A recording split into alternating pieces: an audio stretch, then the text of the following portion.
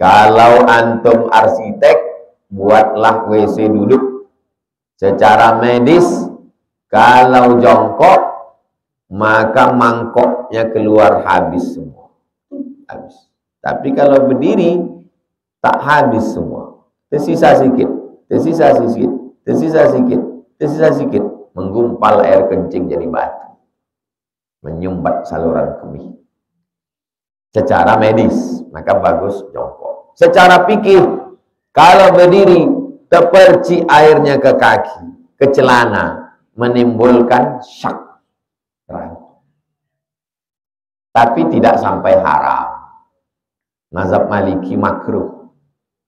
Nah, maka yang paling bagus adalah WC jongkok.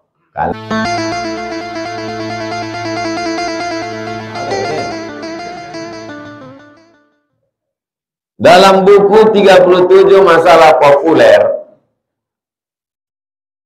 37, waktu itu saya nulis buku ini umur saya 37. Tahun 2024 umur saya udah 47, 10 tahun yang lalu. Disebutkan orang mati diazab selama 7 hari. Dianjurkan bersedekah untuk mayat. Kalau ada orang yang bertanya, apakah setelah 7 hari itu dia tak lagi disiksa? Itu 7 hari itu diuji. 7 hari pertama dia dikubur itu diuji. Kalau dia berdosa, disiksa. Kalau dia tidak, dia diuji. Macam orientasi mahasiswa baru. Jadi mereka dikubur itu ada juga orientasi. Maka selama proses orientasi itu dianjurkan keluarganya bersedekah makanan. Itu siapa yang meriwayatkan? Imam Atta'. Imam Atta' itu siapa? Tabi'in. Tabi'in itu siapa? Salaf. Jadi bersedekah 7 hari 7 malam, berkirim doa 7 hari 7 malam, itu adalah amalan salaf. Bapak Ibu hadirin hadirat, selama 7 hari 7 malam nih kami di rumah nih bersedekah makanan. Dan kalian jangan khawatir, ini bukan harta warisan almarhum. Ini memang harta saya. Apa kalian tak tahu bahwa saya ini anaknya yang paling kaya?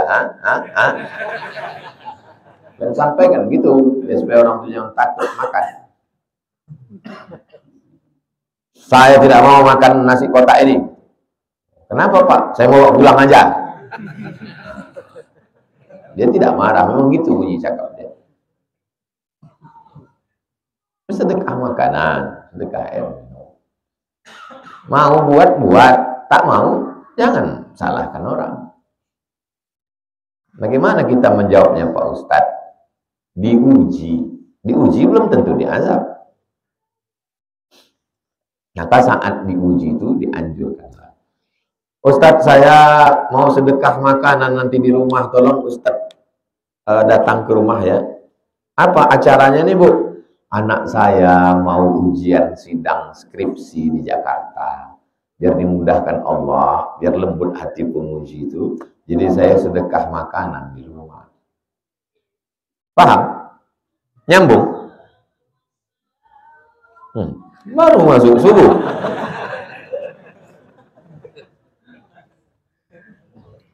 Saya ingin bertanya tentang pemikiran Imam Al-Ghazali tentang tazkiyatun nafs. Qad aflaq wa nafsin wa ma sawwaha, demi jiwa dan penciptaannya, fa alhamaha fujuraha wa taqwaha, diberikan jalan fujur, jalan jelek, jalan tak baik, wa taqwaha, jalan baik. Qad aflaha man zakkaha, beruntunglah orang yang mensucikannya. Zakka yuzakki, masdarnya tazkiyah. Zakka yuzakki tazkiyah. Itulah asal dari tazkiyah. Karena ulama yang fokus tentang tazkiyatun nafs ini ulama tasawuf, maka disebut dengan kajian tasawuf. Jangan ngaji tasawuf. Jadi ngaji apa kita Pak? Tazkiyatun nafs. Itu juga lah isinya itu bodoh. Imam Al-Ghazali mendefinisikan al-nafs, al-aql, al-qalb, ar-ruh sebagai latifah rabbaniyah. Apa maknanya Pak Ustaz? Latifah dari kata lembut, sesuatu yang lembut, yang halus, yang tak bisa ditengok. Ini bukan latifah, ini nampak. Sesuatu yang lembut. Rabbaniyah dari Allah Subhanahu wa ta'ala. Pancaran yang diberikan Allah Subhanahu wa ta'ala. Tapi dia makhluk. Disebut dia nafs. Kenapa disebut nafs? Karena dialah hakikat diri. Nafs artinya diri. I want to explain about myself to you. Bahasa Arabnya, uridu an u'arrifa nafs, diri saya. Diri, hakikat diri, maka disebut dengan nafs. Kenapa dia disebut dengan akal? Akal. Karena dialah alat yang dipakai untuk membedakan mana baik, mana buruk. Kenapa dia disebut dengan qalb? Karena sifatnya berbolak-balik. Qalb, qallaba yuqallibu. Pagi benci, petang sayang. Pagi marah, petang suka. Kenapa dia disebut dengan roh? Karena waktu masuknya ke badan dan keluarnya berembus. Masuknya ditiupkan, keluarnya bertiup. Orang mati itu waktu tarikan napas berembus. Napas kita ini dua, sekali tarik, sekali buang. Ada masanya nanti waktu antum hembus tak menarik lagi dia. Habis hembus tuh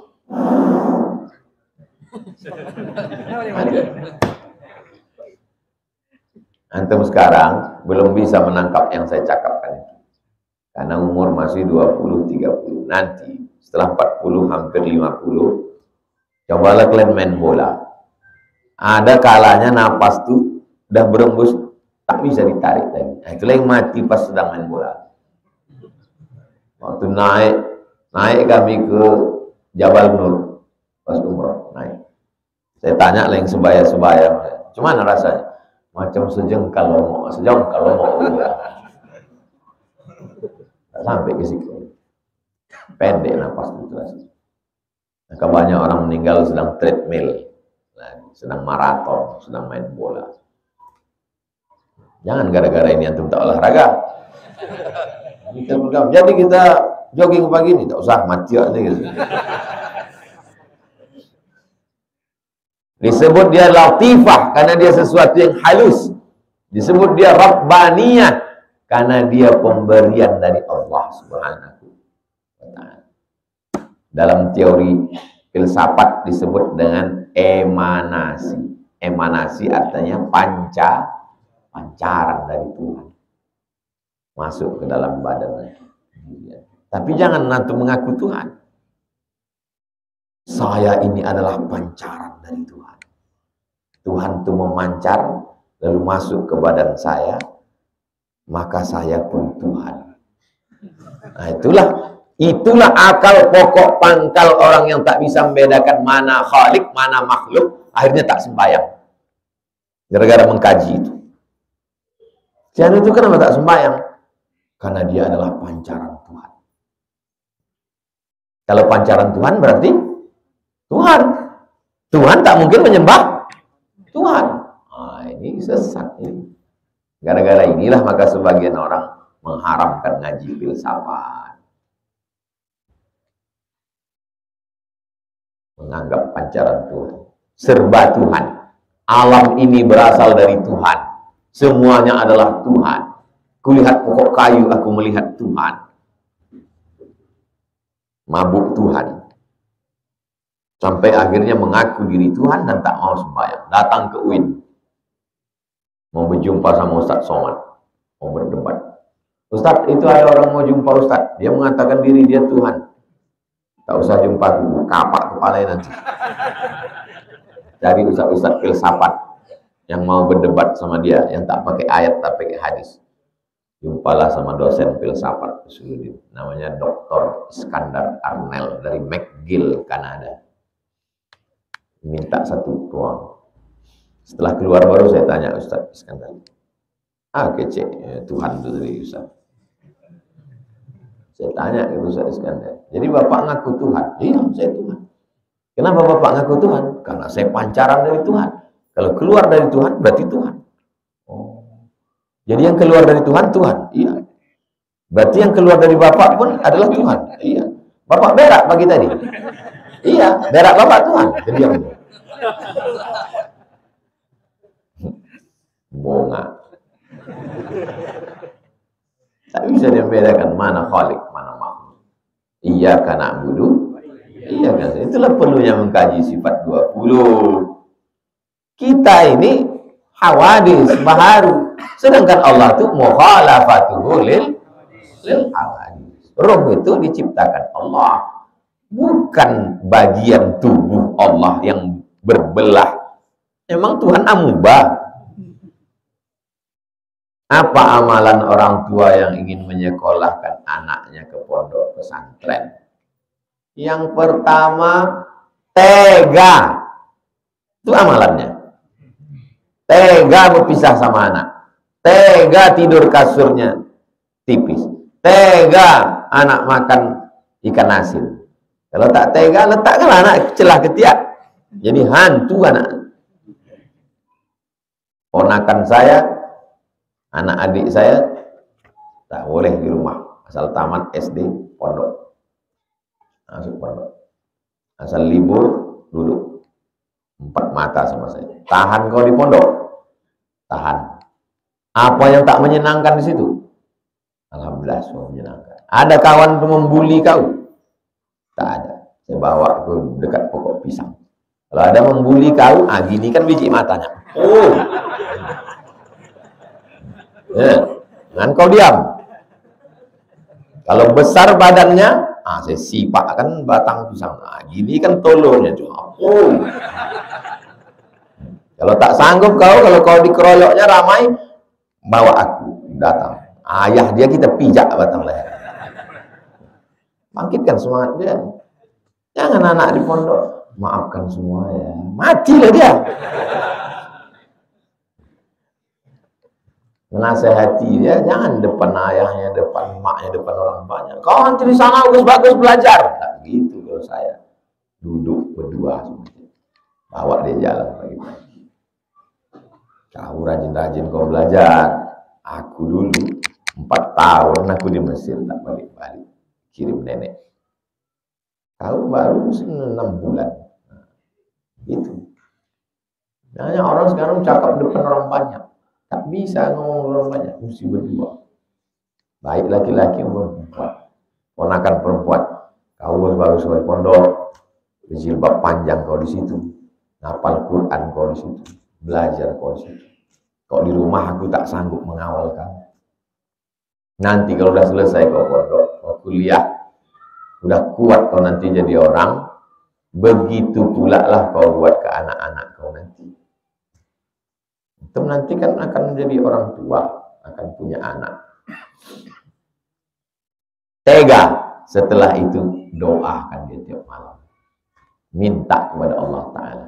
Sujud terakhir itu mengadulah pada Allah. Bapak-bapak, ibu-ibu yang anaknya di pondok mengadu ke Allah. Jangan mengadu ke Facebook.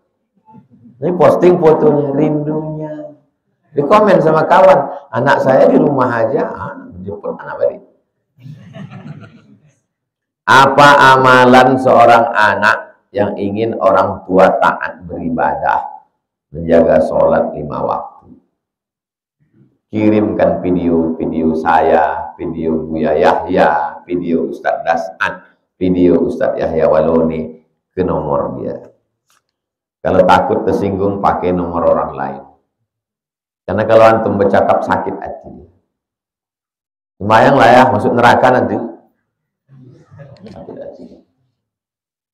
Walaupun antum sarjana, walaupun antum kuliah, walaupun antum dosen, tapi di mata orang tua itu, antum tetaplah anak kecil yang sedang lucu-lucu. Walaupun antum sudah berbini, sudah punya anak, balik ke kampung. Di mata dia, antum adalah anak umur 2 tahun yang sedang lucu. Maka waktu antum bercakap kasar, sakit. Jadi pandai-pandai antum cakap semua. Pakai lisan orang, lidah orang. Panggil ini mama. Siapa orang dihormatinya? Ada ulama.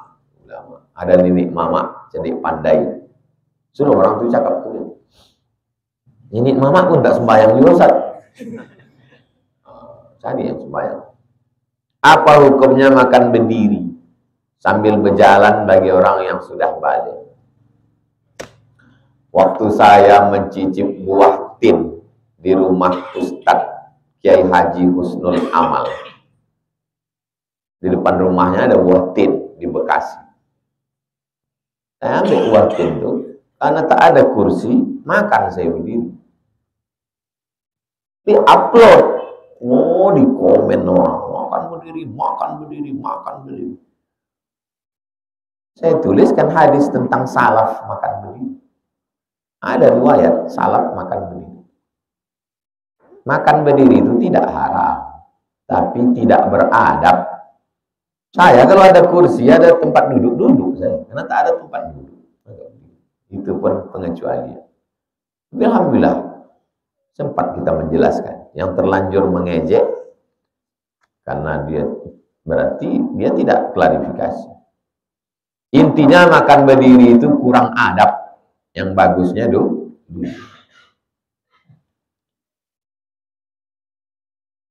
Apa hukumnya laki-laki buang air kecil berdiri? Kalau antum arsitek, buatlah WC duduk. Secara medis, kalau jongkok, maka mangkoknya keluar habis semua.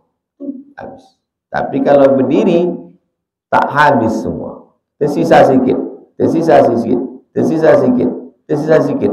Menggumpal air kencing jadi batu. Menyumbat saluran kemih. Secara medis, maka bagus jongkok. Secara fikih, kalau berdiri, terperci airnya ke kaki, ke celana, menimbulkan syak. Tapi tidak sampai haram. Mazhab Maliki makruh. Nah, maka yang paling bagus adalah WC jongkok. Kalau WC toiletnya WC duduk, jangan antum berdiri. Antum duduk macam di situ. Jangan pula antum jongkok di situ, pecah WC itu. Antum duduk. Jangan antum berdiri. Kalau terpaksa juga berdiri, kan tak terperci airnya Pak Ustadz karena masuk ke lubang tuh. Iya, tapi kena tadi yang tak tumpah habis itu. Kalau antum jongkok, ditekannya perut tuh. Jongkok, kaki kiri ini menekan perut, kaki kanan lurus. Minta tolong jongkok. Jongkok. Sini biar nampak. Kaki ini menekan perut, kakinya lurus ke bawah.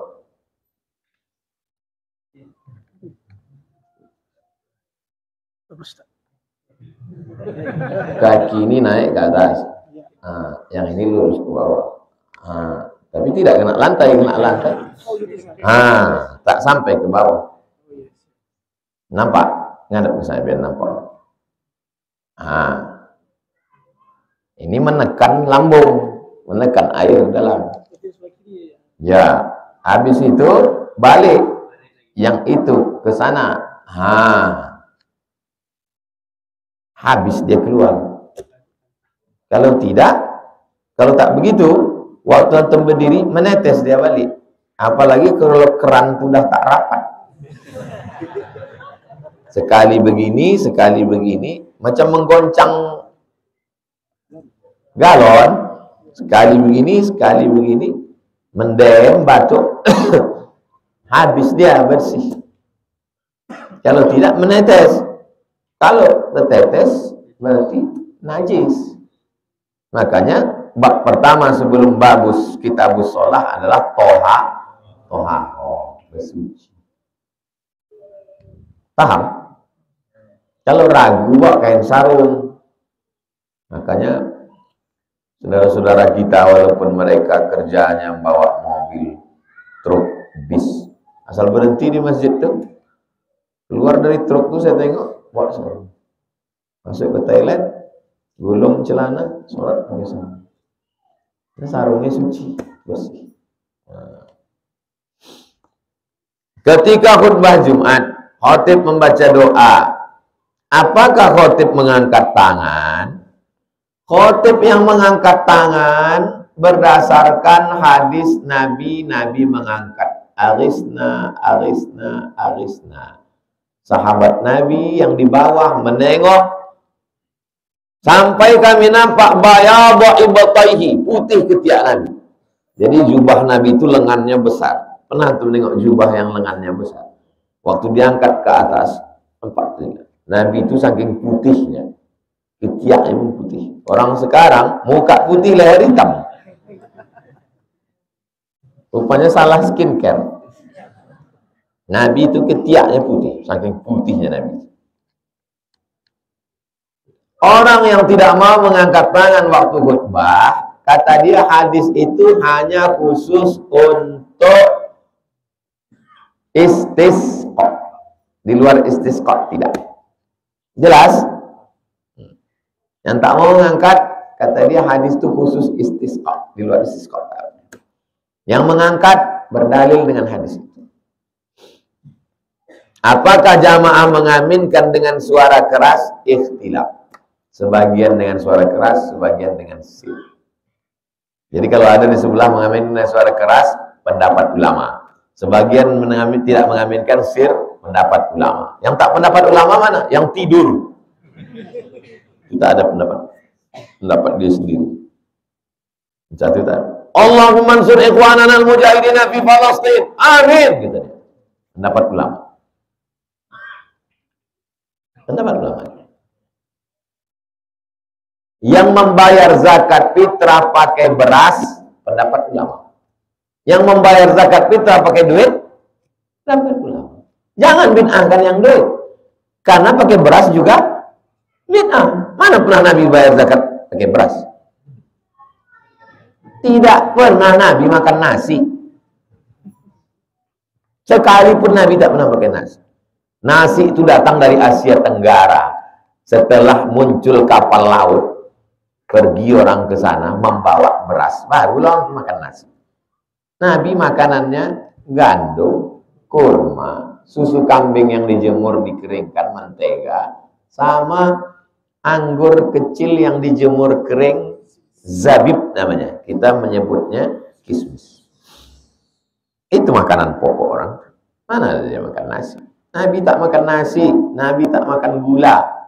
Minumannya susu, madu. Nabi tak minum kopi, Nabi tak minum teh.